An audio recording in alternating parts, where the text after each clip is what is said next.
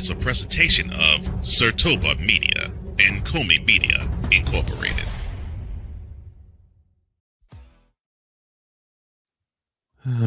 Let's see. On Thanksgiving, we had a team clinch, a playoff spot. We have a team that deliriously thinks that they're still in the hunt and the fight for a playoff spot. We had the first team to win 11 games in this season. And Sunday, we had our first divisional champ. All of that is coming up next because this is Total Football Talk.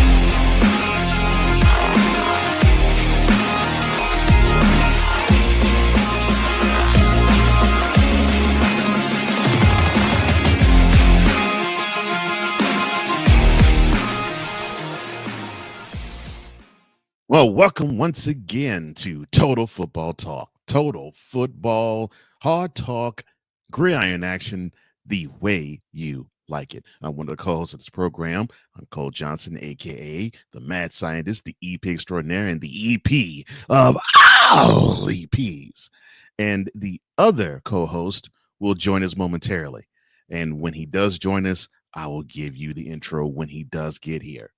And yes, to know the shout out to my brother Drew. We're doing this for you, my brother. Interesting week that was, even though it isn't fully over because we still have Monday night, but still interesting week that was. And let's break it all down in opening drive. All right, let's go. We got trips, right? At 42, 989, on two. Ready? Great. All right, so since this was Thanksgiving week, every single team was on their best behavior. No buys. That will be for next week, and we'll get to the teams that will be on bye in the 2-minute drill. But to start things off, well, we already know what happened Thursday. We already know what happened Friday. And now we are on to Sunday. And we will start with the Sunday afternoon slate.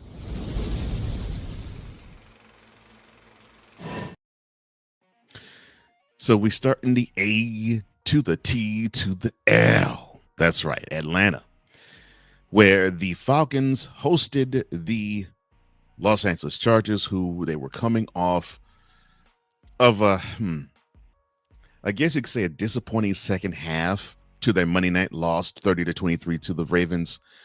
The Falcons were coming off of a bye, so things seemed to be fine for them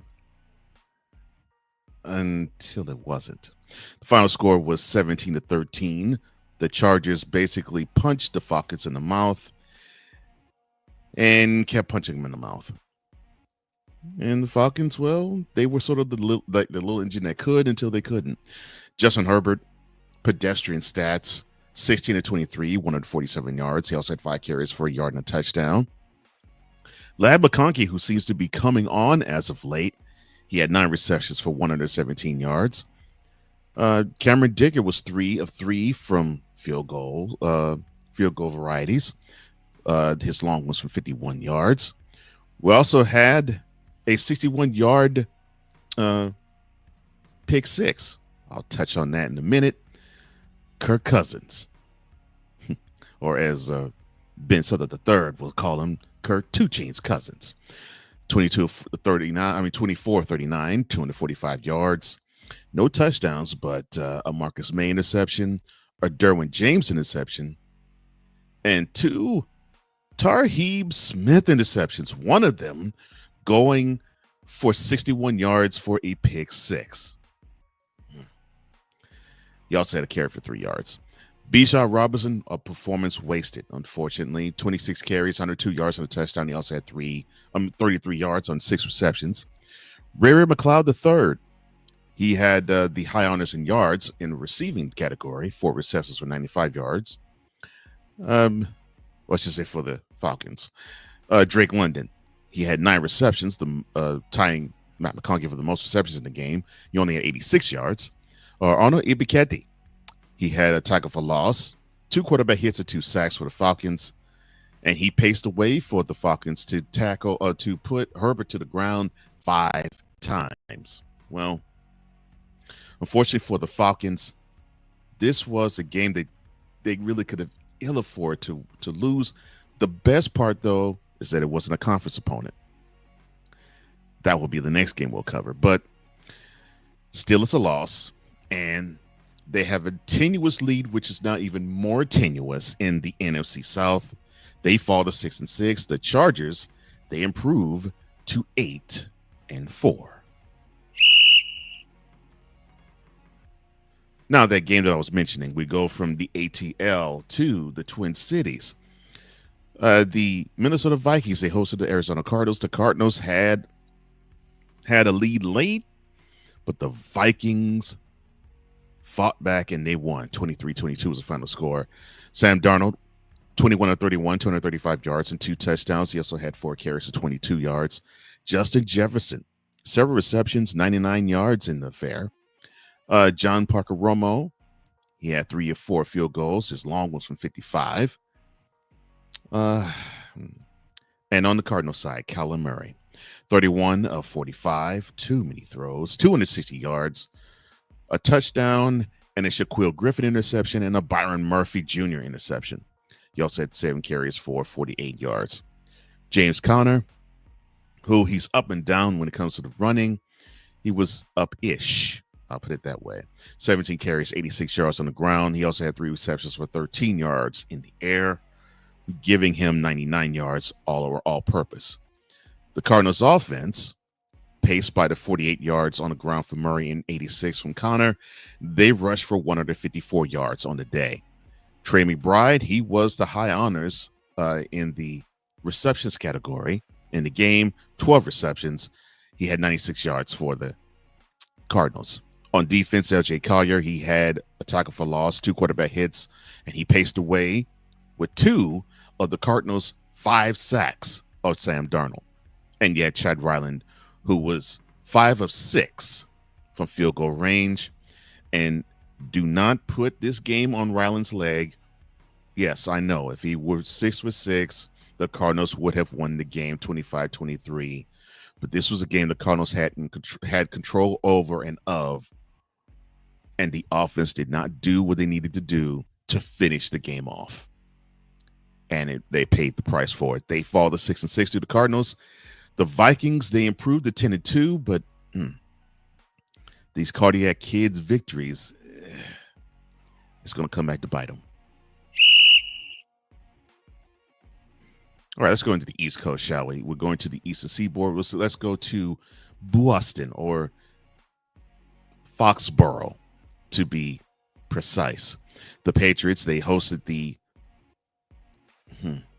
former divisional rival and former franchise rival, Indianapolis Colts. This game went down to the final gun, and the Colts, they pulled it out 25-24. Anthony Richardson, he was abysmal until the end. 12 of 24, 109 yards.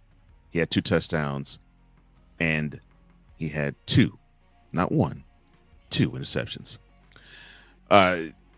He also carried the ball for 9 times, 48 yards. He ended up having a receiving touchdown, and he had a key 2-point conversion. So, yeah, it was a good day at the end for him, but not overall. On the ground, it was decent for Jonathan Taylor. 25 carries, 96 yards. He had a reception of 7 yards and a receiving touchdown. Zaire Franklin got busy on defense for the Colts. 10 solo tackles, a tackle for loss, a quarterback hit, and a sack and a half. Julian Franklin, he also had a pick. And the second half, that led the way for the Colts defense. They sacked Drake May 5 times. who was 24-30, 238 yards, a touchdown, and of course that interception I mentioned of Julian Franklin's. He also carried the ball 5 times for 59 yards. Ramondre Stevenson was basically all the offense they really could muster. 18 carries, 73 yards, 3 receptions for 21. The Patriots offense, buoyed by the 73 yards on the ground for Stevenson and 59 for May, that was pacing the way for the Patriots to gain 200 yards on the ground. Now, Christian Ellis and another had a pick, and Joey Sly, he had a long 55 yards, but he was 3 of 5.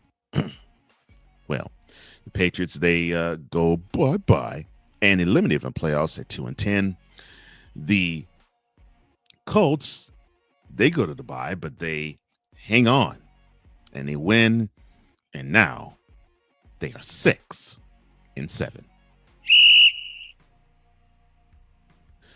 All right, let's go to the Meadowlands, shall we? We had the Jets play a good quarter and a half, and then lose it to the Seahawks 26-21. Geno Smith, 20 of 31, 206 yards and a touchdown. He also had 2 carries for 2 yards. Aaron Rodgers, I'll skip the player of the game for a second. Aaron Rodgers on the other side of things, 21 of 39, 185 yards, 2 touchdowns. I'll mention the pick of who gave him that pick. He also had 2 carries for 6 yards. And on special teams, Kenny Nwangwu. That's right, Kenny Nwangwu. 99-yard kickoff return for a touchdown, which brought the Jets, I think they gave him a 21-6 lead. So it looked all good until that pick that I mentioned of Aaron Rodgers. And it came off the 2 hands of the player of the game, defensive tackle of the Seahawks, Leonard Williams. 3 tackles for losses, 1 pass defense, 2 quarterback hits, 2 sacks, and a 92-yard pick 6. That big man rumbled. And that really started the scoring, and it actually stopped all the momentum for the Jets because they were actually well within the Seahawks range end of things, where the Jets could have come away with at least 3 to make the score 24-6, but it went from 24-6 to 21-13. And unfortunately, the Jets did not score another point the rest of the way. That gave the Seahawks hope, and now they are 7-5. The Jets, they're 3-9. That ayahuasca sipping, toe picking, darkness retreat having space cadet is messing this team up again. And shout out to the Jets fan that had the bag over his face. That's right, baby. Woody Johnson just sell the team. But I think that's what all of New York is saying. I think they're saying it about the Jets and the Jets. Never mind. All right, to the best portion of this week for me, the Tennessee Titans getting drubbed by a team, and unfortunately, my cohort isn't here to revel in it. The Washington Commanders were the team that the Titans drubbed, and was a team that drubbed the Titans, should say, and they drubbed them 42-19, and really the game wasn't that close. Jaden Daniels, a good game. I would like to say a great game, but a really good game. 25 of 30, 206 yards. He had 3 touchdowns. Unfortunately, he did have an Amani Hooker pick. He also had 9 carries of 34 yards and a rushing touchdown. Brian Robinson Jr., he was picking them up and putting them down, coming back into the lineup for the Commanders. 16 carries, 103 yards, and he had a touchdown. He had a reception of 6 yards as well, giving him 109 total all-purpose yards. But Chris Rodriguez Jr., not to be outdone, 13 carries, 94 yards. He also had a touchdown late, and those two paced the way for the Commanders to have 267 yards on the ground. And if I'm not mistaken, I think that's the most yards on the ground for this week that a team in NFL garnered. On the other side of things, Will Levis, he was 18-37, 212 yards and a couple touchdowns. He actually did the one thing that made my jaw drop. He did not get a pick. He did not turn the ball over. So he was not the gift that kept on giving. That was other people. But he did have 2 carries for -3 yards as well. On defense, Arden Key, he had a tackle for loss. He had 2 quarterback hits. He had a sack and a half. I mentioned the Amani Hooker interception. And it was just a drubbing. I mean, it was just a straight up drubbing. The Titans just didn't belong on the field. I mean, the score was 28-0 with 11 minutes to go in the first half. It was just that bad. And basically, the Commanders played with the Titans the rest of the way. In essence, the Titans-Commanders game was a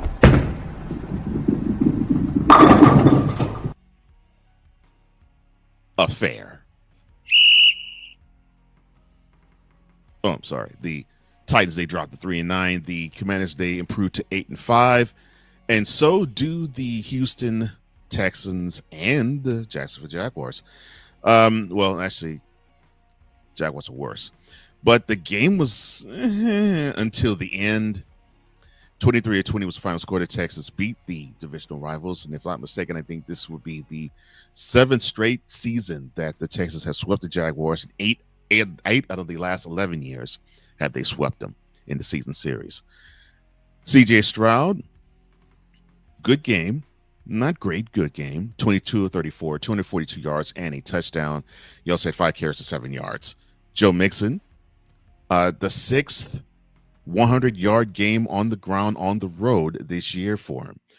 20 carries for 101 yards. He had a touchdown. He also had 18 yards on 4 receptions. Nico Collins, that I think has been a big welcomed addition for CJ Stroud. 8 receptions, 119 yards. Derrick Stingley, he had a pick. Kaimi Fairbairn, who had a horrible game last Sunday. He bounced back to have 3 of 3 from field goal range this week with a long of 53 yards, which that extends his total of the record-setting pace of kicking most 50-yard field goals in the season. With him, if I'm mistaken, I think that was his 15th.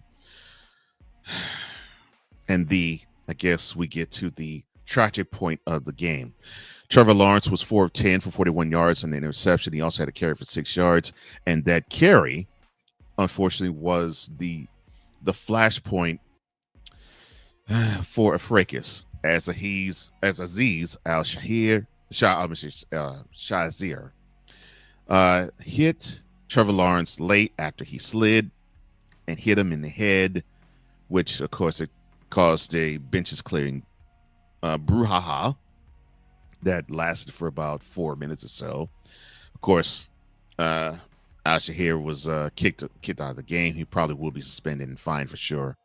He issued an apology, but it doesn't matter because Lawrence left the game with a concussion, and he just came back onto the field after sitting out some time.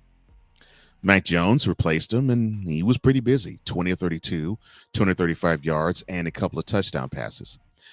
He also carried the ball 3 times for 6 yards as well. Parker Washington, he led the day for the Jaguars in the air. 6 receptions for 103 yards, and one of those 2 touchdowns from Mr. Jones.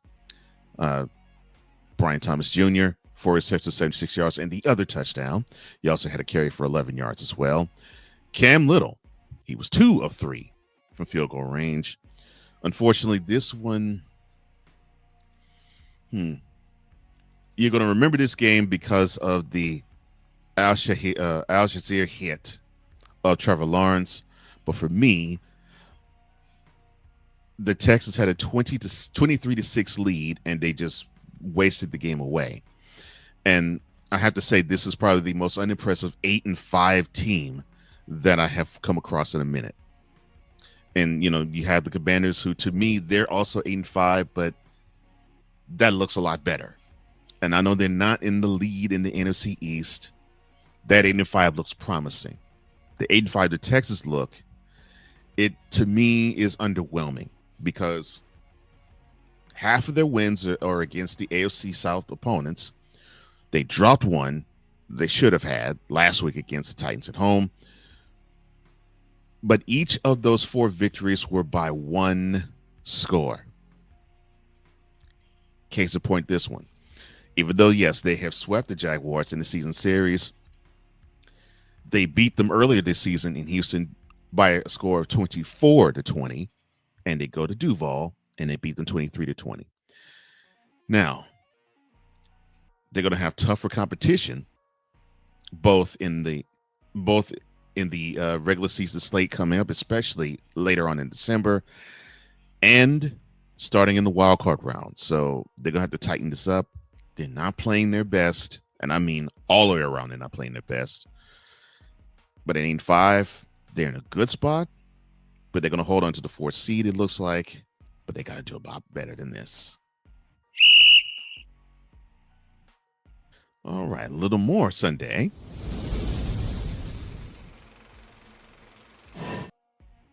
This time we go to the afternoon slate of games. We'll start with the Rams, who came in 5-6. Oh, I'm sorry. The Texans, they improved 8-5. The Jaguars, they dropped to 2-10, and they're officially eliminated from playoffs. The Rams, they came in 5-6. The Saints came in at 4-7, and they were hoping for the L that the the Saints, they were desperately seeking and hoping for the Falcons, or I should say the Chargers, to give the Falcons and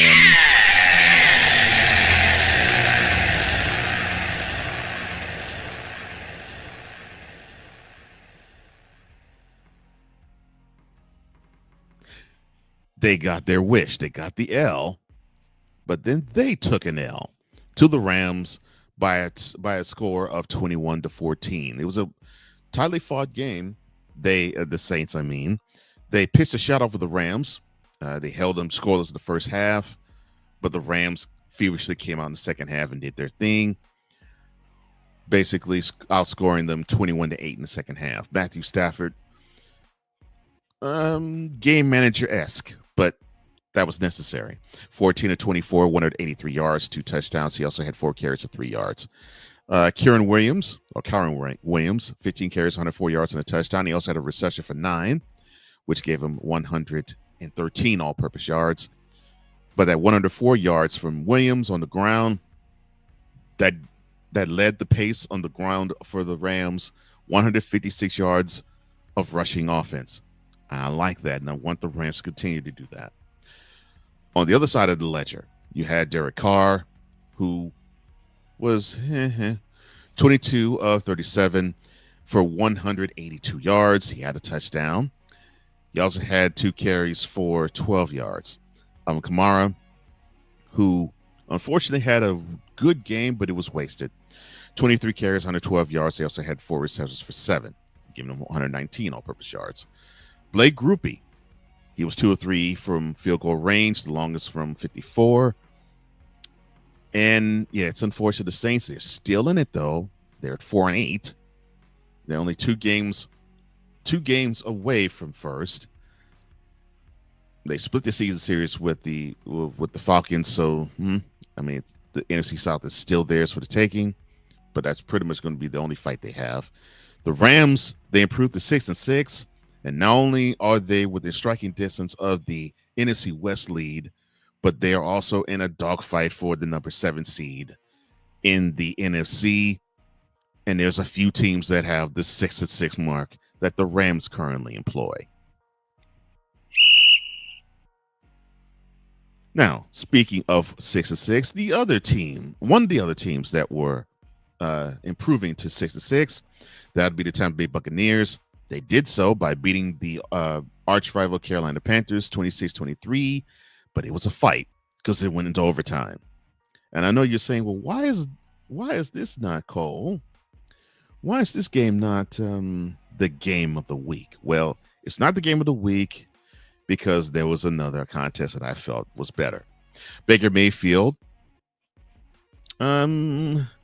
spotty. I think that's the best way I can put it. 21 of 33, 235 yards. He had a touchdown. He also threw 2 picks. He also had 8 yards on 3 carries. The Buccaneers offense, they had a stellar game on the ground, 236 yards on the ground. I'll touch on, to me, the player of the game afterwards. Mike Evans, I think it was a good sight for sore eyes for one Mr. Mayfield. 8 receptions, 118 yards and a touchdown. Chase McLaughlin, who gave them the field goal to tie the game, to send it overtime, and the field goal to win it. He was 4-5 from field goals. Longest was from 51. On the other side, Bryce Young, he was wheeling it, and he was slinging it. 26 of 46, 298 yards and a touchdown. He did not turn the ball over. 3 carries, 17 yards. He had a rushing touchdown as well. Adam Thielen, 8 receptions, 99 yards, a touchdown, and a wonderful catch in overtime. The Panthers defense, many had a sack. You get a sack, and you get a sack, you get a sack. And they put Baker Mayfield on the ground onto the turf 4 different times. Now, those 2 interceptions I mentioned of Mayfield's, Xavier Woods caught a pick, and Charles Smith-Wade caught a pick. Eddie Pinheiro, 3 of 5 for field goal range. Maybe one of those would have gotten the Panthers a win. Who knows? But to me, the Panthers just simply could not stop Bucky Irving. 25 carries, 152 yards, and a touchdown. He also had 3 receptions for 33 yards. Look, when you can get 185 all-purpose yards and 152 on the ground, you were doing things. And Irvin had a big run that basically sealed the game for the Bucs. The Panthers, they fall to 3-9. The Buccaneers, again, like the Rams and like the Cardinals, although the Cardinals fell, the Buccaneers improve to 6-6. They are record-wise tied with the Falcons for first in the NFC South. Unfortunately, the Falcons swept the Buccaneers, so they're going to have to win a divisional head-to-head outright. Well, that's just how it rolls. All right, let's get to Sunday.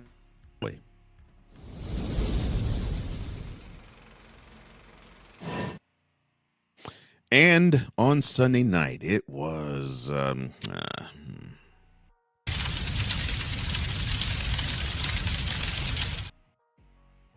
Sunday night, it was yeah.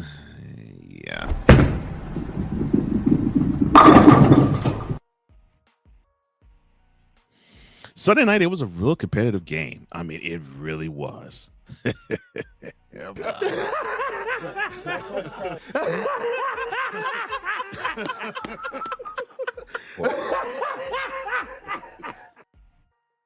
The Bills welcomed the 49ers in snowy Western New York, and it was not even close. The final score was 35-10. And I really believe they were gracious to allow Isaac Guerrero to score a touchdown in the fourth quarter. Josh Allen, who to me is the MVP frontrunner, he got busy. I think that's the best way I could put it. He got busy. 13-17, 148 yards and 2 touchdowns. Now you'd say, well, wait a minute. That's not busy. That's pedestrian. Yeah. 2 receiving touchdowns, 3 carries for 18 yards, and a rushing touchdown. A lateral, 7 yards, and a receiving touchdown. So this man actually accounted for 4 touchdowns. And even in the game where he doesn't even throw for 200 yards, he's a beast in it. James Cook really was also a beast in this game. 14 carries, 107 yards, a beautiful 65-yard romp in the snow that led to that touchdown. He had a reception of 13 yards, so he had 120 all-purpose yards. And that 107 yards from Cook on the ground, that paced the way for the Bills offense to gain 220 yards.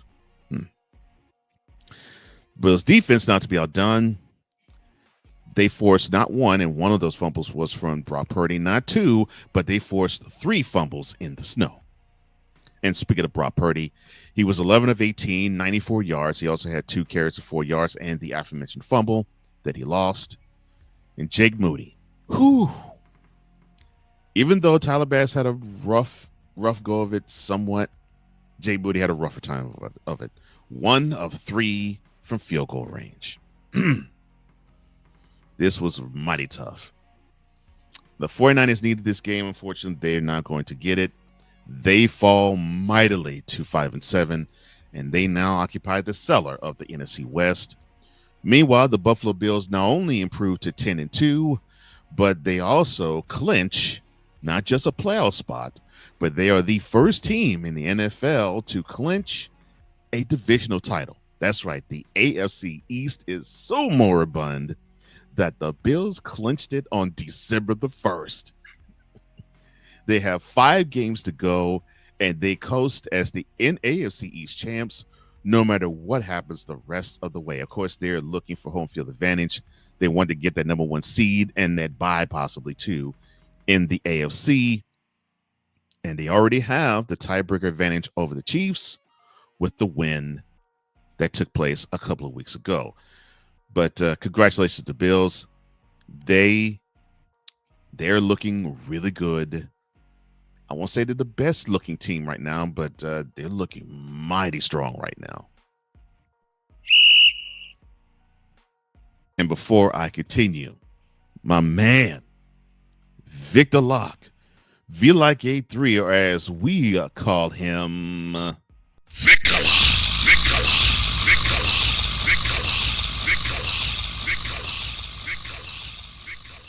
He says, good morning to the TFT tribe and the EP of all EPs. Cole Johnson, thank you, sir. Appreciate that. Appreciate the love, sir.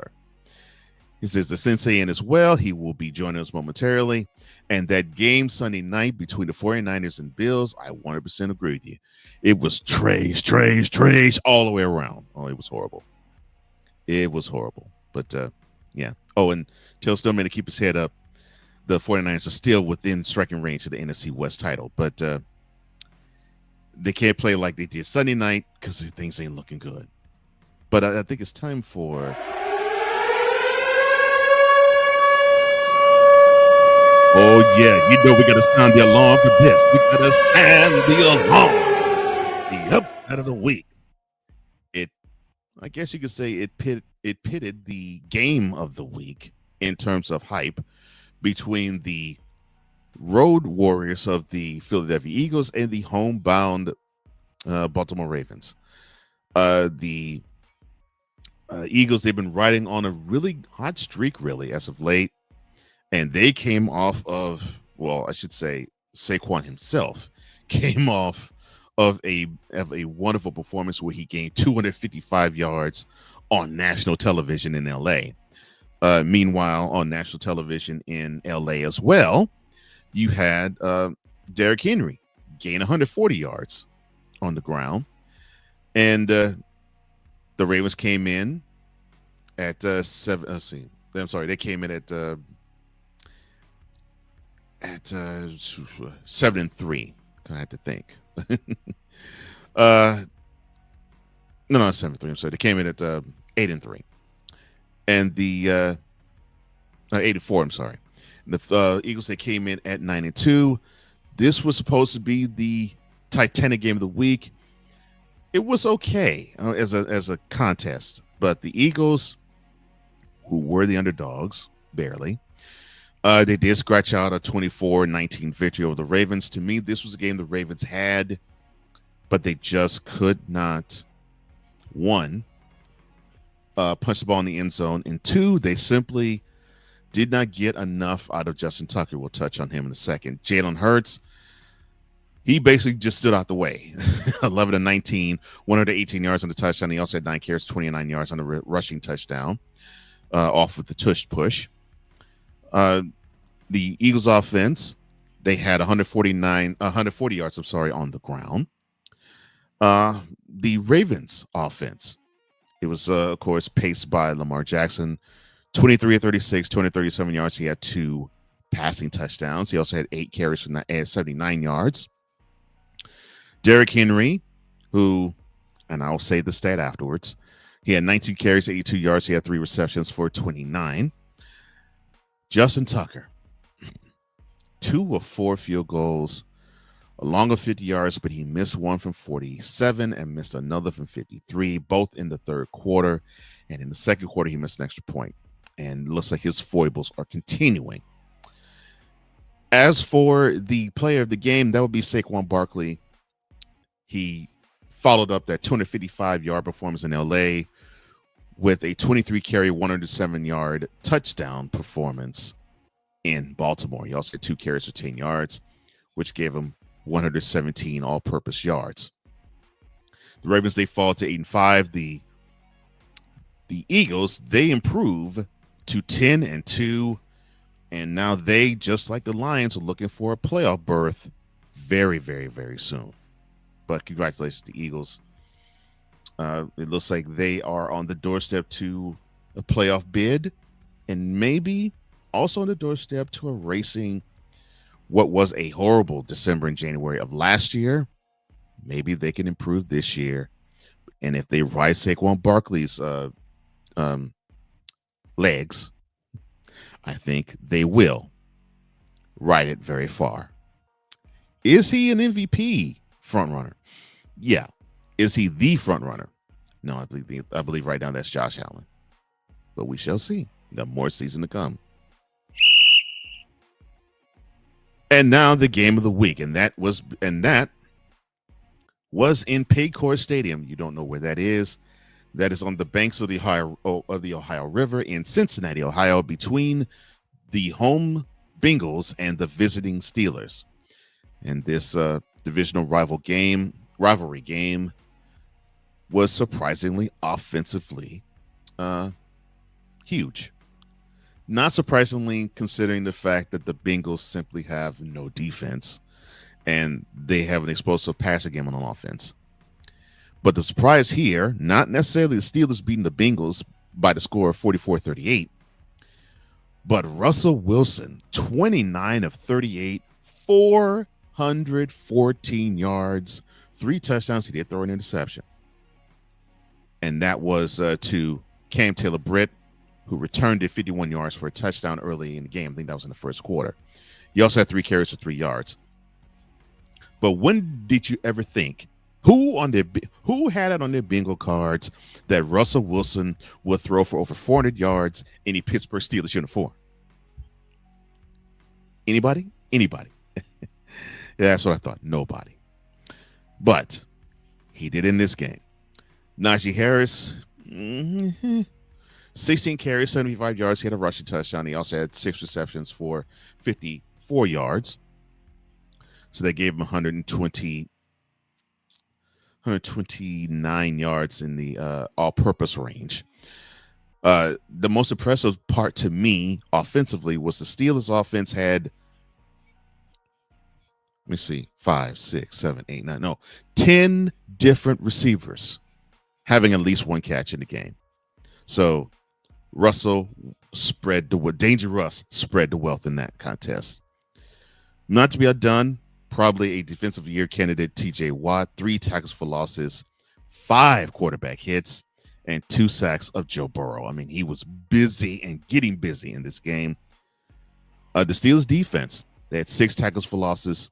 They had 11 quarterback hits and 4 sacks of poor Joseph Burrow. I mean, he still did his thing. I mean, the Bengals lost, not in spite of him. I mean, not because of him, but in spite of him. Because he still performed at his best. 28 of 38, 309 yards, 3 touchdowns. He also threw a pick. Dante Jackson was the recipient of the pick.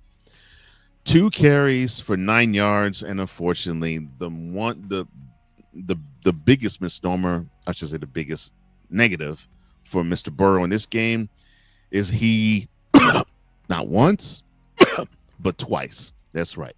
He coughed up the ball twice in this game. Chase Brown, he had 12 carries, for 70 yards. He also had 3 receptions for 30.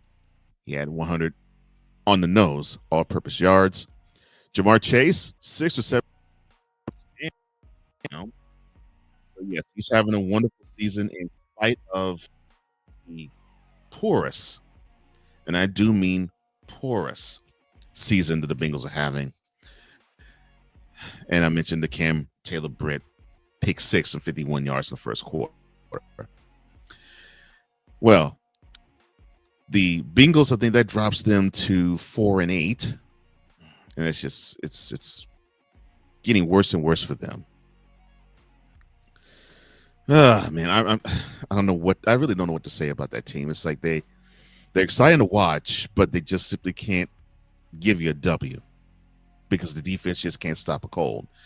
Meanwhile, the Steelers, they rebounded from their snow globe loss to the Browns, who they will be seeing next Sunday. They improved to 9-3, and now they have more of a stranglehold on the AFC North as they now extend their lead to a game and a half over the Ravens, and they already have a win against them in tow. Well, that is this week's game of the week, and that also concludes opening drive. And before we do go onward, let me touch on my grand champ. And that grand champ for me, I just mentioned him, it's Russell Wilson. He threw for over 400 yards. He did throw a pick, but 3 touchdowns, 400 yards, and he threw to 10 different receivers. And he also withstood a temper tantrum from George Pickens because he felt he wasn't being looked at enough, and he was probably getting covered too hard by the Bengals because they just simply were not going to allow him to win the game for the Steelers. That is the mark of a veteran quarterback, basically being tunnel visioned and noticing that, okay, well, I have to be this for my team. I cannot allow pettiness to gum up the works. So if I can be focused, if I can be locked in, we can take care of business. He was locked in. He was focused. He took care of business. And although the Steelers defense was off, except for TJ,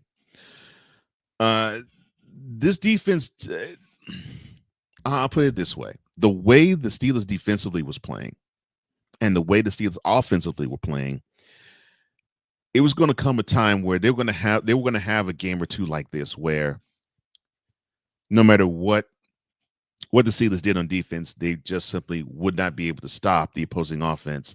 And so they would have to call on the offense of theirs to actually win the game and pick them up. So I think this was a big time boost for the Steelers defense because they needed to see Russell Wilson put forth that type of total. And so kudos to you. You are my grand champ. And all I have to say about that is simply put, you are rewarding Mike Tomlin the understanding of making the right move as a coach. He knew that you would respond to how that team would move a little better than Justin Fields, but I'll give Justin Fields credit in that game. He had a key rush for 7 yards that sealed the deal, gave it the first down after the Bengals used all their timeouts, and picked up that first down off a third down with, I think, a little under a minute and a half in the game, and that sealed things.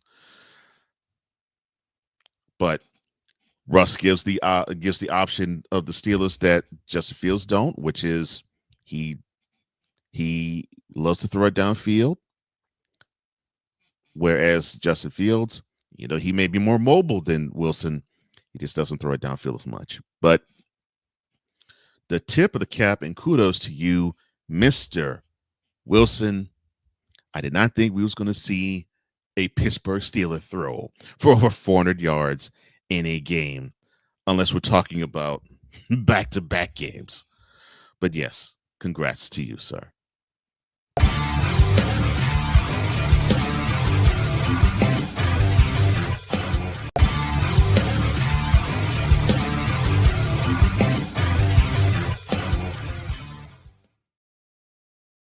Total football talk.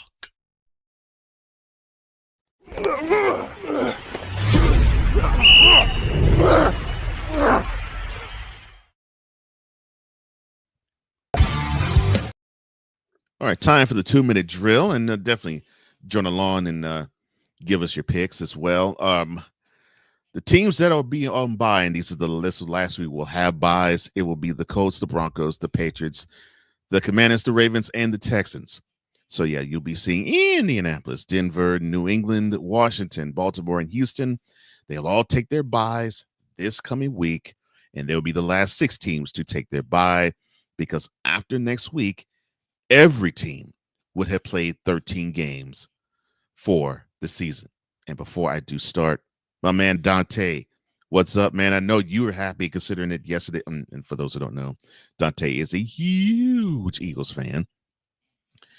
I know you're happy about that effort that the Eagles put forth. They didn't play their best game, but sometimes you don't have to play your best game to get the big time W's. And I think traveling just a little bit south to Baltimore and getting that W, that was huge. And I think there's more and more talk I'm hearing.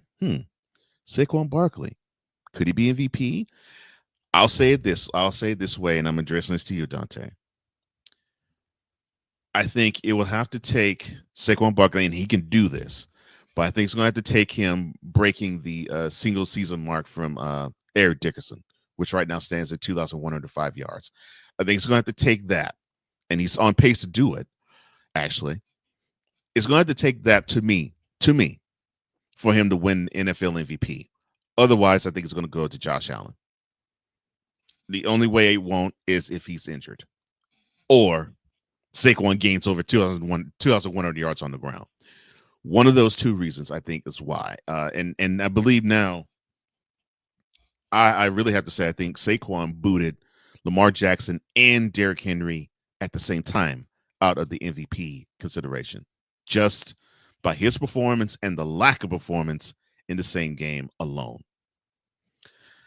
So now that we got that out the way, and we have the teams that are going to be on bye for week 14, let's go through all the games, and we'll start with the Monday night game tonight, which is between the Browns and the Broncos. This game will be in Mile High. ESPN will have that game, and ABC as well. 8:15 p.m. and all times of Eastern will be the opening kickoff. The Browns come into game 3-8. The Broncos come into the game 7-5. I think this will be a really good test for Bo Nix. He's going to be facing a defensive front that will want to come after him. They'd want to put pressure on him. Now, how can he stand up to that? And I think his maturity has come to the point where you can almost say this will be a win, because you're almost going to count on the Browns to actually make that 1, 2, or 3 key mistakes, and you're going to have either Winston throw a pick or the defense miss an assignment. You're going to have that happen. Now, I think what's going to make the Broncos win this game is the Broncos defensively. They are one stubborn bunch. I mean, they just will not allow easy yards, especially on the ground. And the Browns need to have a ground game. So I think it's going to be the Broncos, and I think this is going to be a really good game, actually a close game. Now, will it be a game that you'd want to actually sit in front of the TV and watch it? Let me see if I can find the right answer. Bishop. Hell to the no, to the no, no, no, no. Hell no, no, to the no, no. But that's what I think. That's Monday night. That's tonight. The Broncos hosting the Browns.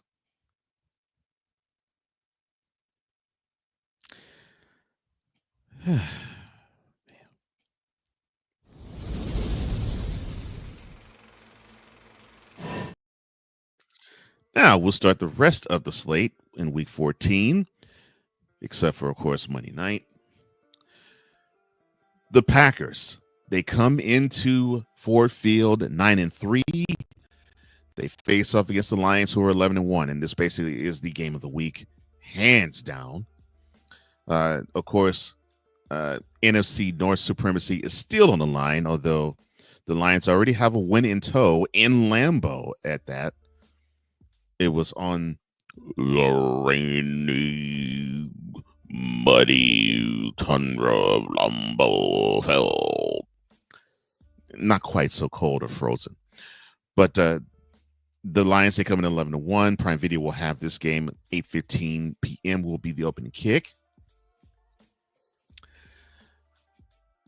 The Packers have what it takes to throw the Lions off. They have a running game that I think can exploit the one true Achilles heel that the Lions have, which is run defense. I'm not saying the run defense is horrible, and I'm not saying the run defense is bad, but if you're going to actually gain any type of traction against the Lions, you got to run against them. You got to run on them. So Josh Jacobs is the guy that's going to have to be key in this game. And if he does not get off, it's going to be the same thing we saw in Lambeau, but in Ford Field Thursday, where the Lions will have control of the game. And the Packers, they'll have the pride and they'll make sure that they don't get boat raced. However, they don't have all the horses. And to me, I think the Lions, they will clinch a playoff spot in this game with a win. Or they probably have to have certain things happen on Sunday in order for them to clinch a playoff spot. But I see them clinching a playoff spot with a win on Thursday. The Packers will go down to 9-4. I see the Detroit Lions becoming the first team to win 11 games on this. 12 games. I'm sorry, on the season. Yeah, boy.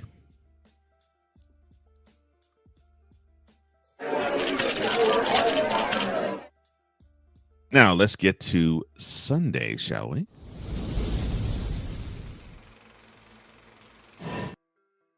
All right.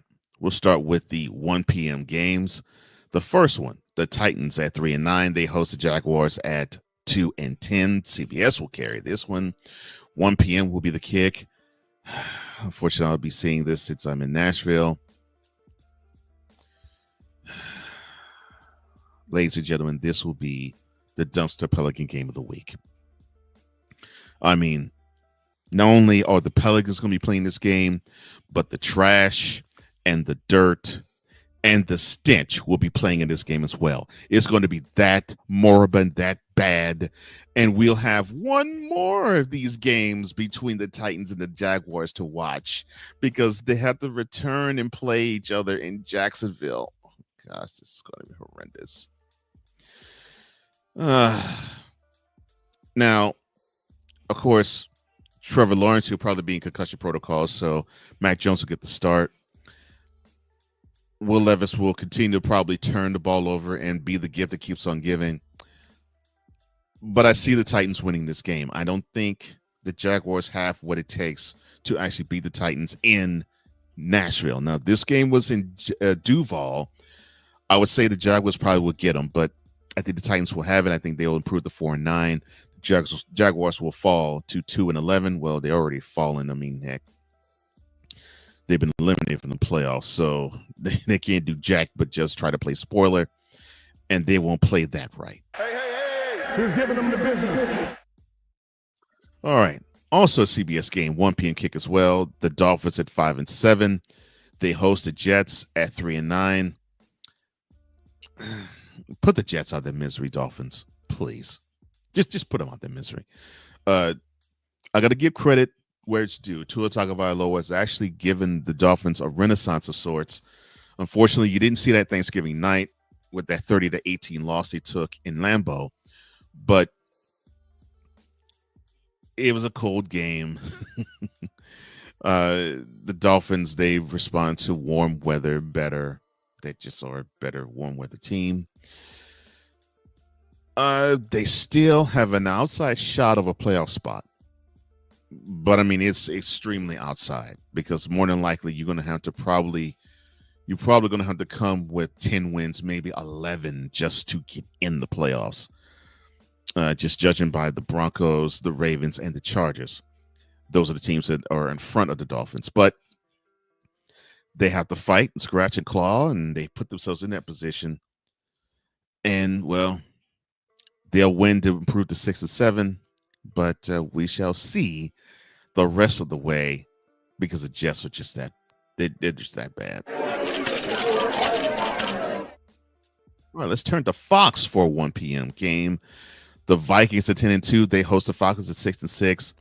Both teams need this game. The Falcons needed to maintain their hold on first place in the NFC South. The Vikings, they need every win they can get to catch the Lions, who lead the NFC North. And they will strengthen their playoff hopes with a win. And I think they will probably clinch a playoff spot probably if they do get a win. If not, they will probably need a win and someone else to give them a loss to actually get them in. But I see the Vikings beating the Falcons in this one. Kirk Cousins, he is so up and down. And the Vikings, offensively, they're up and down. Defensively, they are more solid. And that's the unit that needs to be more solid here. And because you have the up and down nature of the Falcons and the up and down nature of the Vikings offense, the Vikings defense will get this victory to the Vikings. They'll improve to 11-2. They'll drop the Falcons to 6-7. Hey, who's giving them the business? The Fox 1 p.m. kick. We'll see the Giants at 2-10. Host the Saints at 4-8. Oh my gosh. Oh Lord.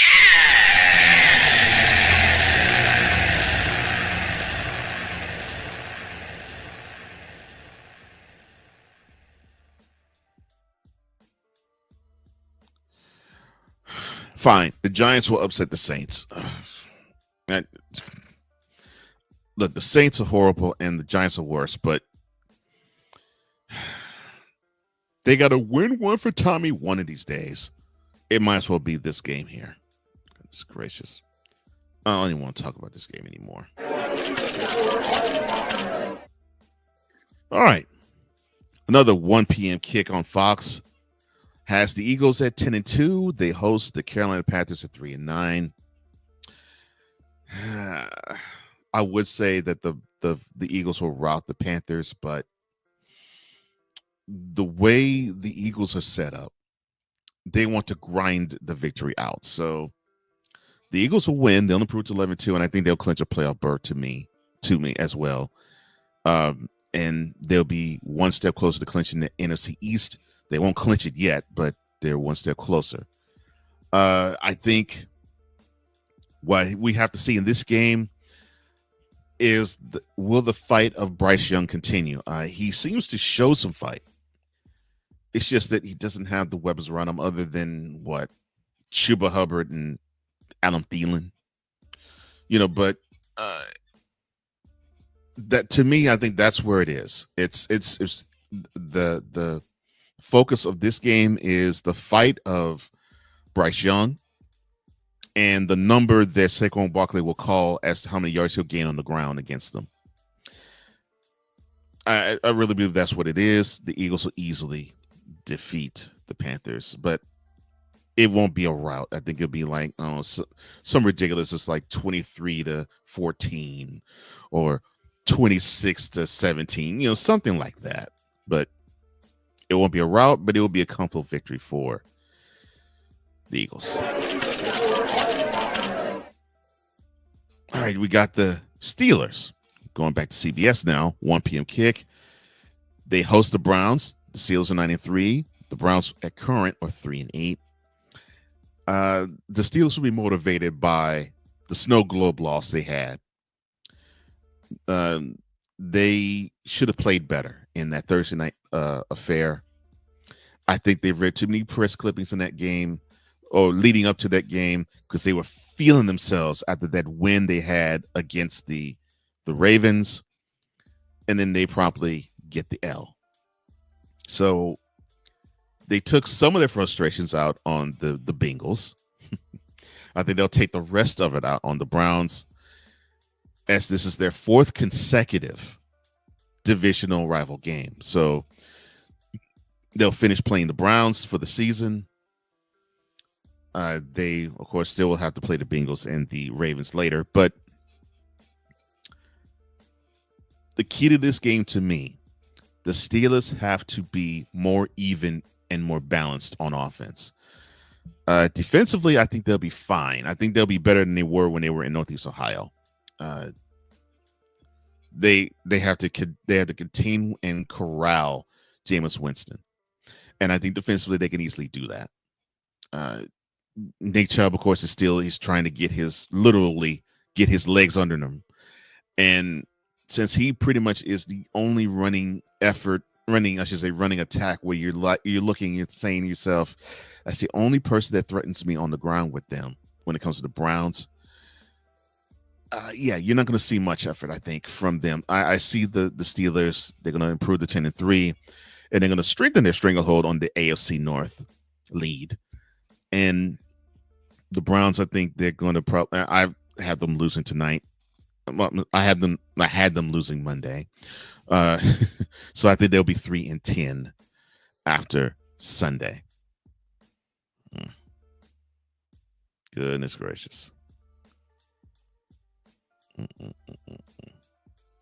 Hey. Who's giving them the business?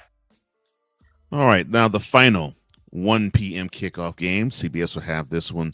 The Raiders at 2-10. They will visit the Buccaneers at 6-6. All right. So Aiden O'Connell looked really good. He looked really good, although, yes, I know, the game in Arrowhead still ended in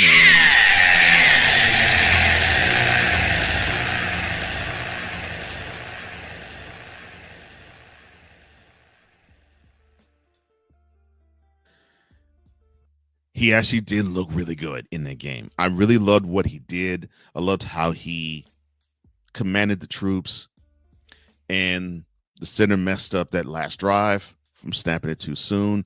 Otherwise, we probably would have been talking about a Raiders improbable victory, the second in the second straight holiday game in Arrowhead that they played against the Chiefs. But we're not talking about that. We're talking about them carrying a 2-10 record to Tampa. Now, the Bucs need this game, and the Bucs will have this game. In fact, I think this will make the Bucs, along with the L that the Falcons will take in the Twin Cities, this will make the Bucs the NFC South frontrunners at 7-6. I see them easily beating the Raiders because the Raiders don't have a running game to help out things, and the Buccaneers do.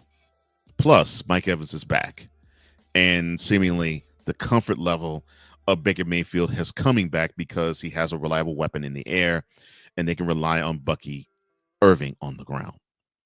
Hey. Who's giving them the business? My man, playmaker, Darnell Silence, he says, total football talk after chaotic weekend of football. Fight. Well, yeah. And we talked about the fight that sort of resembled the flag planting in the college ranks down in your way at Duval. Sad. All right, more Sunday affairs.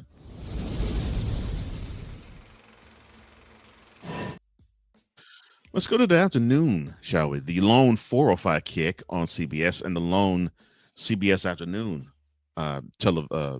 televised matchup and broadcast. It'll feature the Cardinals at 6-6. They will take on the NFC West leading Seattle Seahawks at 7-5.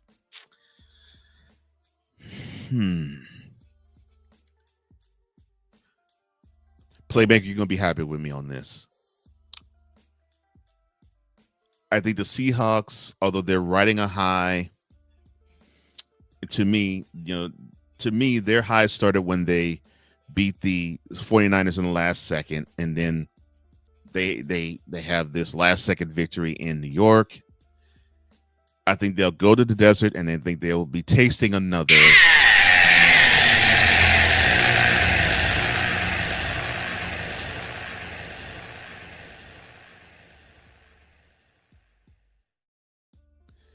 see the Cardinals match up very well against the Seahawks. I mean, what was the final score when they went up in Seattle? Was it 16-6?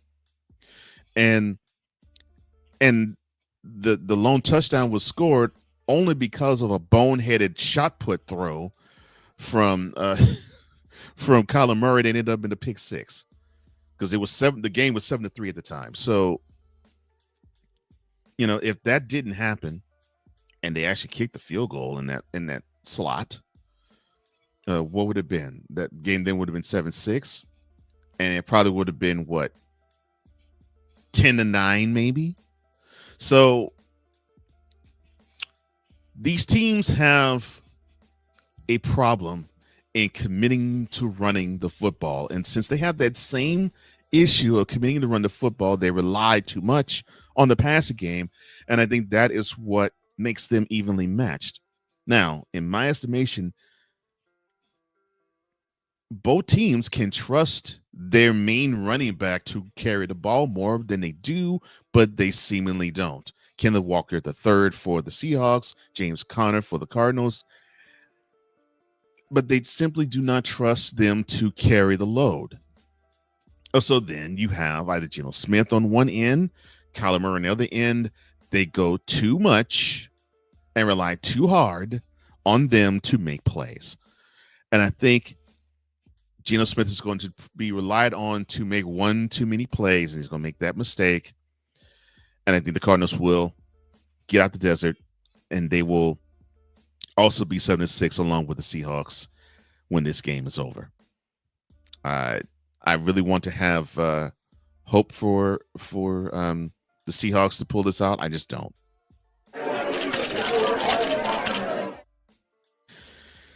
And here is where the playmaker is going to really get on me. Fox will carry both the 425 kicks. The Rams at 6-6. They're riding a high now because they had a key victory, a key conference victory on the road at that against the Saints. They host the Bills at 10-2. 425 is the kick. This will be a competitive game, playmaker. However,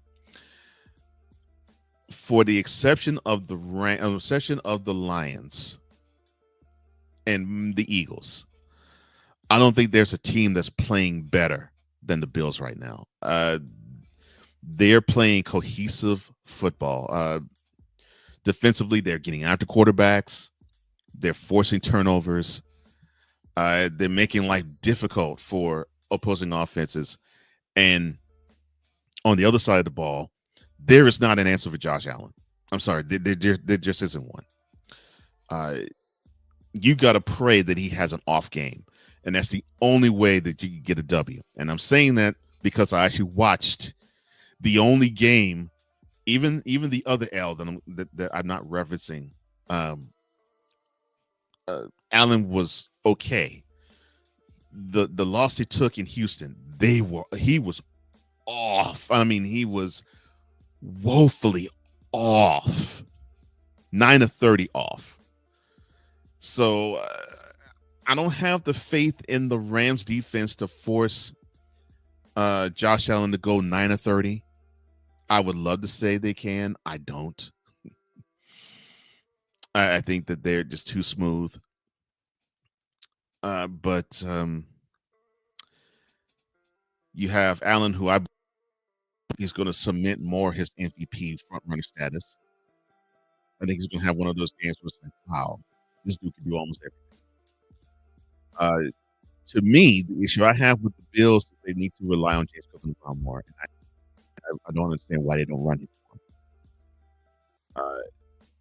Amari Cooper is the exact tonic that I think Josh Allen needed in the passing game, because he needed a number one wide receiver, and he has that in Cooper. The Rams are going to give you a good effort. They're going to drop this game and be 6-7, because I just don't see the Bills losing, for the exception of maybe when they play the Lions. But I don't see them, besides that game, losing the rest of the way. I actually see them going 14-3 the rest of the way, because I just don't see them losing for once And they may have a hiccup where they decide to say, okay, well, screw it. We just didn't bring our A game. But I see the Bills improving to 11-2. The Rams still fall to 6-7.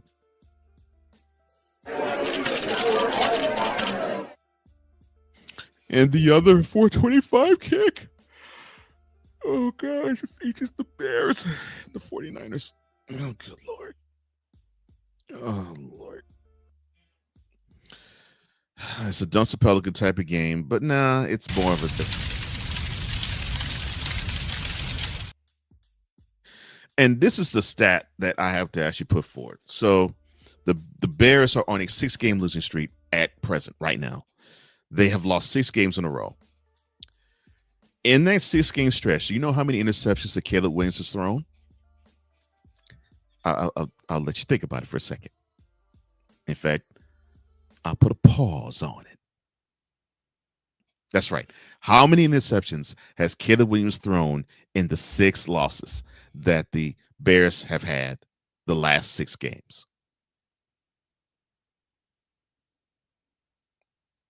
Give up? Here's the number. 0. Yeah, that's right. Caleb Williams has not thrown an interception in these 6 L's, which tells me that Caleb Williams is not the main or the focal point reason as to why the Bears have tanked. It's because of coaching and miscues, either on offense, defense, or special teams, which that goes back to coaching. Well, this moribund franchise, which was 4-2 at one time, they're going to Santa Clara to now face off against the mash unit that is the 49ers. Okay. All right. I actually think the Bears are going to snap their 6-game losing streak. The 49ers are more talented, but the 49ers are more hurt. And I think that is going to be the death knell for them in this game. The Bears are hungry. They may not be able to compete for a wild card spot, but they want to show that they are better than their 4-8 record is. And also they want to play for their new interim head coach too. And they want to show that, I hate to say it this way, they want to show up Matty Eberflus and to show that how moribund of a job he did and how much they did not listen to that man. They didn't listen to him at all. You know, and I I laugh at that because this is now what Thomas Brown has to inherit. And so I think this is a perfect storm for the 49ers to accept and get drowned by, and for the Bears to ride the wave up, because let me see. They were leading the Commanders. They were not in the game. They were leading the Commanders before the Hail Mary. That's one loss. They were within field goal range, and makeable field goal, I may add, against the Packers, and lost that game. They fought against the Vikings to force overtime in that game. And they were driving for a field goal, could have possibly, if they managed to clock better, maybe punched it in for 6 on Thanksgiving. So the last 4 games they've lost has been doable victories. Then they lost all of them too. So I think they have come too close too many times for them to come close a 5th time and fail a 5th consecutive week. So yes, this might be the upset for me, but I find the Bears, they will be beating the mash unit that's the 49ers. And unfortunately, both teams will be 5-8 after Sunday. Hey. Who's giving them the business? Playmaker, who, of course, if you don't know, he is a huge Rams fan, and he also does a show dedicated to the Los Angeles Rams called Ramley Talk. Wonderful, wonderful show. He knows everything about the Rams, and he will give it to you straight, raw, with no chaser. He's not one of those where he's like, I wave the pom-poms. No, he gets to you raw and uncut. He says, look, the Bears game, that's the only game we can lose. Can't lose any other. And I agree with you. I think the Rams have to do, I hate to say it this way, the Rams have to do the same thing this year that they did last year, because they started out their season, 3-7? Or was it 3-6? And they had it was 3-6. They had to sprint their way to a 10-7 record. And so here they are again. I think they actually were 3-6, and now they have to sprint their way to a playoff berth. But this time, they may sprint their way to a divisional crown, because 10-7 is in play for a divisional championship in the NFC West. And now for the Sunday night affair. Fox will have that kick between the 49ers and the Bears. NBC will have the kick at 8:20 between the Kansas City Chiefs at 11-1, hosting the I knew I was going to do this one day. They should be in San Diego, but the Spanish family is stupid and wants to rent from the from Stan Kroenke Los Angeles Chargers at 8-4. But this game is not in LA. They already played their game in SoFi. This is an Arrowhead. Kickoff is at 8:20. NBC and Peacock will take it. The Chargers, I don't know what it is. The Chargers seem to play the Chiefs really tough. No matter if it's in LA or in Arrowhead, they seem to play them very tough. I mean, it seems to always be 50 to 55 minutes. Both teams are grinding it out against each other, and not in a nasty way, just in an ultra competitive way. The Chargers give the Chiefs probably the toughest battles in the AFC West. Maybe not this year, because I think the Broncos might give them a tougher contest. Definitely when the Chiefs go to Mile High, but I'll say ever since Mahomes has become the Chiefs starting quarterback, I can't remember a time when the Chiefs routed the Chargers. However, for the exception maybe a couple games, I can remember the Chiefs coming out on top in almost every one of them. And this will be of no exception. I think the Chiefs will improve to 12-1. This will probably put them on the doorstep of an AFC West championship, if I'm not mistaken. It definitely will if they beat the Chargers, because they would have swept the season series from them. They still have to play the Broncos. So if they clinch, or they will come close to clinching Sunday night, but they will clinch a playoff. But they already clinched a playoff spot. So no matter what, the Chiefs are in it. The Chiefs are in the playoffs, so it's all about the number one seed for them. It's all about them holding off the Bills. So yes, I think the Chiefs, they'll be 12-1. The Chargers, they'll fall to 8-5. Well, they'll be in good company with possibly the Broncos and the Ravens battling out to see who's going to be the number 5 seed, and that is huge, because to me, that is the prime spot for the wild card spot, because the 5th seed team will probably have to go to Houston, and they'll have to play them. And to me, the Texans, they can be had by a team that is willing to play 60 minutes. Well, that ends the 2-minute drill. I said that ends the 2-minute drill.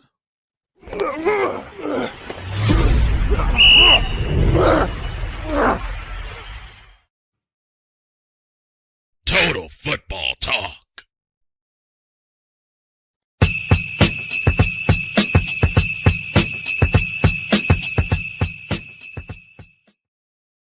But it does not end the festivities here. No, we're going to award our Snowflake of the Week. That's right. And I'll do an honorable mention to Azeez Al-Shazir, of the Houston Texans. Son, I know you've been taught whenever you see a quarterback slide, and even as fast paced as the game is, you know when a quarterback slides, avoid hitting them at all, but definitely avoid hitting them high. Avoid hitting them in the head. And when you're launching and the quarterback is sliding, you're going to hit them in the head. Now, I'm not saying what you did was malicious, but what I am saying is that it was stupid. It was immature, and you should know better than that. But apparently, you do not. And because of that hit, and you said that you understood that the Jaguars, they took up for the QB, but in that moment you didn't understand because you were jawing, you were fighting, you were pushing to them with your understanding of, well, they had to take up for their guy, and you talking to Trevor before the game. In the heat of the battle, you were wanting to fight and swing at anything that looked aqua. Come on, man. You got to do better than that. You are a reflection. I'm not saying you are the reason, but you are a reflection of what I do not like about the Texans right now is that this team is chock full of immaturity all over the place. The offensive line, which did better, I'll admit, yesterday, but it's the Jaguars. You're supposed to do better. But the offensive line and the play calling has been atrocious. You cannot hit QBs in the head. You go for the head, the referees will look for any reason to blow the whistle and throw the flag on you, even if you cough on it. And you should know better than that. So you get the honorable mention. However, to me, this is the snowflake of the week. Hey, ain't nobody care. Who cares? Ain't nobody care. Hey. That's right, ladies and gentlemen. Delete! Delete! Delete! Delete! Delete! Delete! Dallas Cowboy fan. Now, I know you're happy. You high off the hog because you got a chance to see not one, but 2 wins in a given week. I know you're happy. You're back to, we're going to Super Bowl, right? We're going to Super Bowl, right? We America's team. That's what we on Thanksgiving, every Thanksgiving. That's right. That's right. Yeah, we America's team.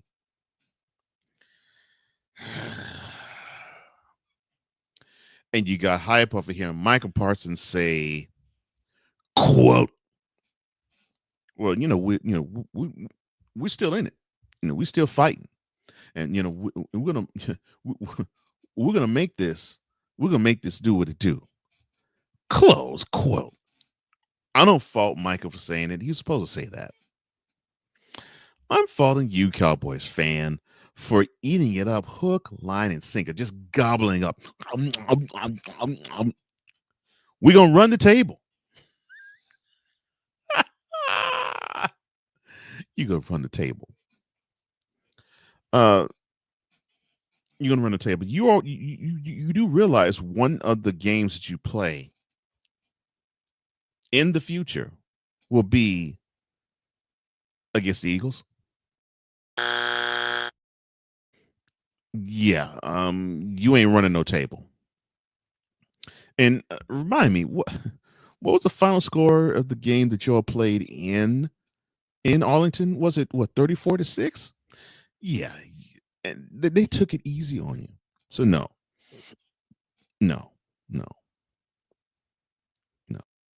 And before then, you have to play the Bucks, who they're competing for a divisional crown. And your last game was at home against the Commanders, who they might be fighting for a play, if not a high playoff seeding, if things go well for them. No, man. I just don't see you all running the table. To take you doing that to get to get a playoff a bid. You can get in at 10-7. You might be able to get in at 9-8, but I doubt you will get in at 9-8. You may be 9-8, but I say 10-7. 10-7. If you do run the table, you will get in. So you might run the table. You might run the table.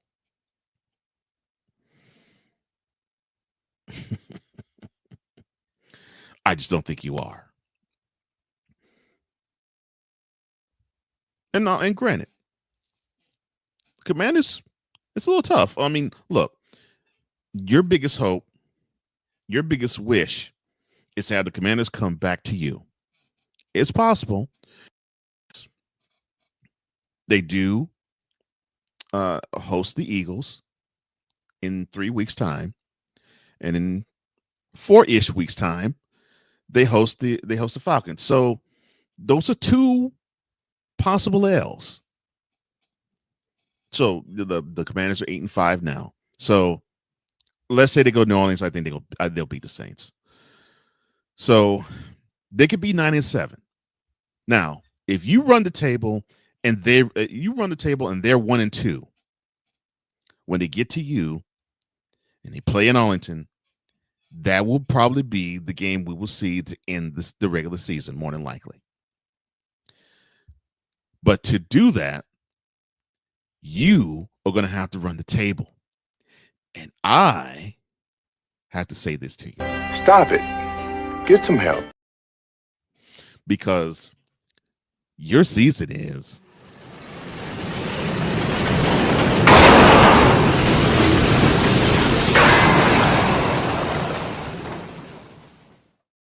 completely off the rails. And I know Cowboys fan, you like this dude here. I think I got my swagger back. Oh.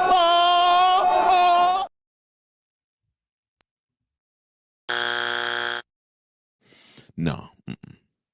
Come on. Your team, Charles. That's terrible. Yeah. So I will say this. I think you will. I think you will run the table. I think you will be 10-7 at the end of it all. I think you'll beat every team that's in front of you. I think, yes, you have a 2-game winning streak now. I think it'll be a 7-game winning streak, and you'll go straight into the playoffs where you'll be able to run the table there and go to the Super Bowl. I mean, I can just... We gotta pause that.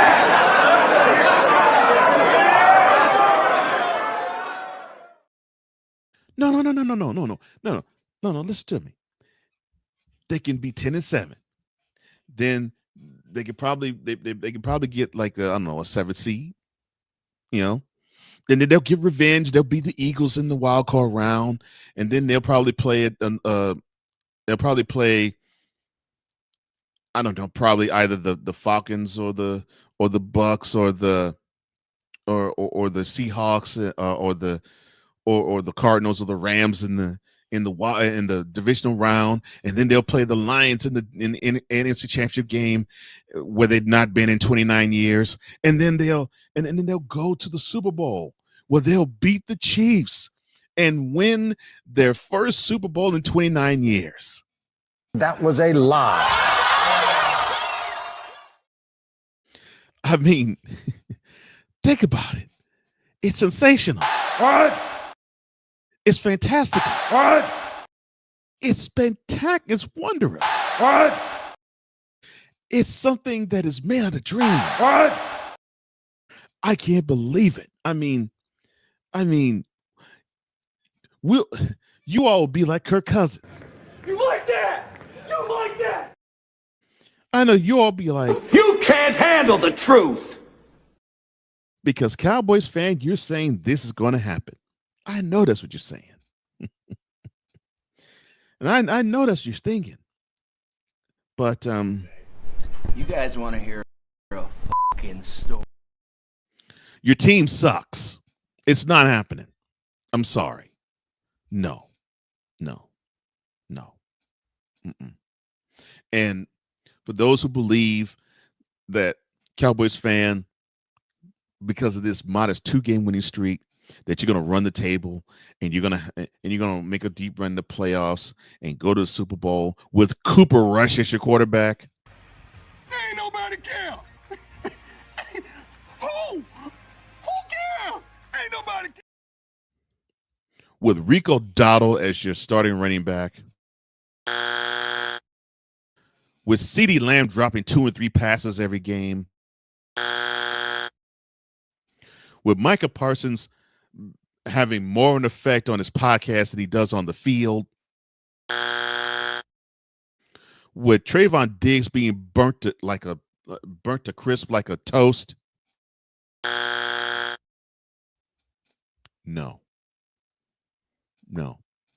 Prepare for 2025 because Cowboys fan, your time for this season is over. So prepare just like Rain Dakota Prescott, lounge on the sideline, and watch the better teams do how they're supposed to do it. Because your squad is bereft of talent. But it's more bereft of an owner and a GM that doesn't recognize and realize he is in the franchise's way. This has been yet another Beating a Dead Horse presentation. Okay, that's it. I can go on and on about this guy, but that's it. As long as it's one. I went to go find one yesterday, but I wasn't able to look at too long. It's great. So I love it. actually, I was getting too I hope it actually is recording. And now we've come to the end of episode 66. Wow, can't believe it's been. Wow, that's a lot of episodes. Oh, Total Football Talk, and this is normally when we put together our final thoughts for the week that was, and probably even thoughts of things that are to come. And I have to send a shout out to the Chicago Bears front office. I'm glad that you all saw that Matty Eberflus was not the guy, and that he gave this excuse of, well, we did what we were supposed to do when you had in a game 32 seconds to go, one timeout, you only run one play, and you don't use the timeout.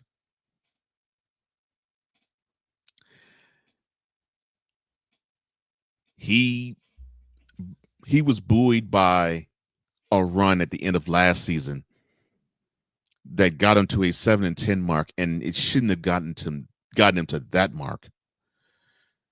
With the QB that he decided to let walk because he would have a new quarterback to mold into clay, although he's a defensive specialist. But the Bears thought, oh, it's the quarterback. Let's get rid of him. You did. And you still had the same problems. Then you all were like,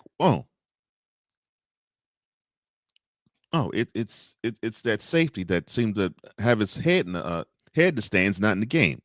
So you said him. Oh, it's the offense because they can't score. So you get rid of that offense coordinator and you put in another one. And now with a game that ended on a special teams miscue and a game that ended off the heels of the game that ended in a defensive miscue, you now have a game that ended on an offensive miscue. And you can't lay the blame on the kid, and you can't lay the blame on the other 10 guys on offense. You know that there is a specific thing that you want to do. There's a specific way you want to run. There are things you want to do. There's strategy that you want to implement and employ. And you don't do it because everything is fine. You did what you wanted to do, you said, Mr. Eberflus, but your team was down 23-20. You were in field goal range, although it would have been like, what, a 55-yarder? No, not 55. It would be like a 52-yarder. So you were within field goal range. The thing is, you'd run 2 plays. One of them be the end zone. And if you don't get in the end zone, get as close as you can to get the game time field goal to send your game in overtime. No, you're not thinking that way. You take your sweet time to send in the play. You have the young man who knows that he has to snap the ball and go downfield at the the shorter amount of time he has. And you don't use the timeout you had. Even if it went off the rails like it did, if you called a timeout, you would have been good. But no, no, you weren't. And I hate it for you because that is the last game that you have coached thus far as the head coach of a team. That's what you have right there. But that's okay. The Bears learned their lesson, and hopefully they'll continue to learn their lesson. And Thomas Brown, look out for you. Look out your back, son, because things are not going to be looking good for you. But Eberflus, know this, son. When it's time on the clock and you have a timeout and you're down 3 points and you're in your opponent's territory and you have 32 seconds left, if you don't even want to use your timeout, spike the ball.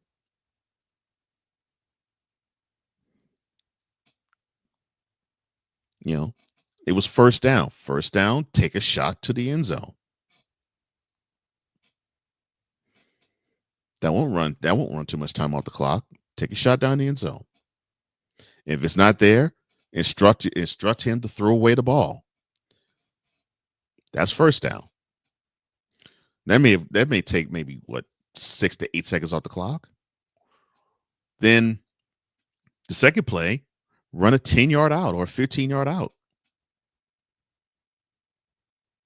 Or run a play across the middle because you do have a timeout. But run something to where you think, okay, this will be good enough. It gets us closer.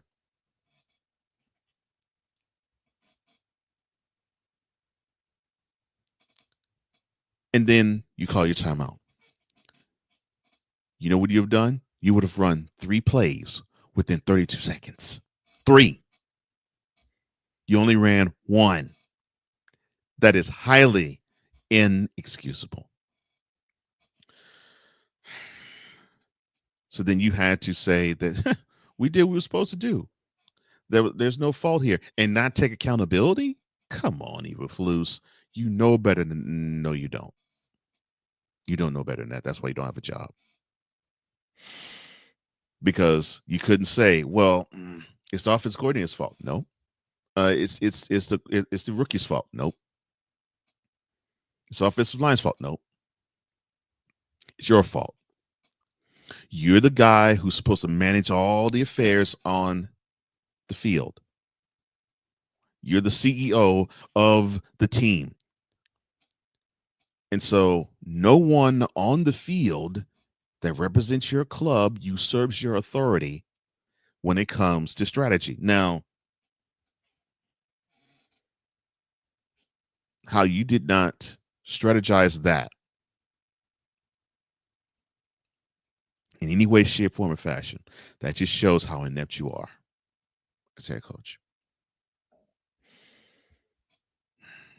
Oh, well, but I'll say this, though. Chicago Bears organization, you thought you was going to get better when you fired Lovie Smith. How's that working out for you? As long as it's one. I went to go find one yesterday, but I wasn't able to look at tomorrow at like. Oh, that's great. So I love it. actually, I was getting to I hope it actually is recording. Listening to it. Well, I totally appreciate you, Tribe. You are awesome. That concludes episode number 66 of Total Football Talk. And if you want to reach out to my brother Drew, all you have to do is go onto the myriad of social media platforms he has. On Instagram, it's Sertober_media. At X, it's Sertober_media. At TikTok, it's it's at _Sertoba. And at YouTube is at Sertoba Media. And if you want to reach yours truly, just go to floco.com/page/host Cole Johnson. That's floco.com/page/host Cole Johnson. Well, I totally appreciate the likes, the shares, the subscriptions, the comments, even whether on live or when this is on replay. We appreciate every comment that we receive. And again, tell us who you think in the description box who's going to win the games for the Week 14 slate of the 2024 season. For Drew Willingham, I'm Cole Johnson, here to say in parting, as I always do. In life, just like a tackle, keep your head up. And as always, remember, you got to play until the whistle blows. And stay tuned for all things that are coming from Sertoba Media, like D Will in the evening. Hopefully, we'll get a return of our sports debate soon, but definitely D Will in the evening. Stay tuned for that. And of course, more Total Football Talk stuff, like in Total Football Talk Extra. And Commander's Gridiron Report tomorrow. It's going to be a happy report for him tomorrow. Or the Coleman Media YouTube channel, where you'll get mentality episodes and Total Football Talk as well. And you're going to get another show as well.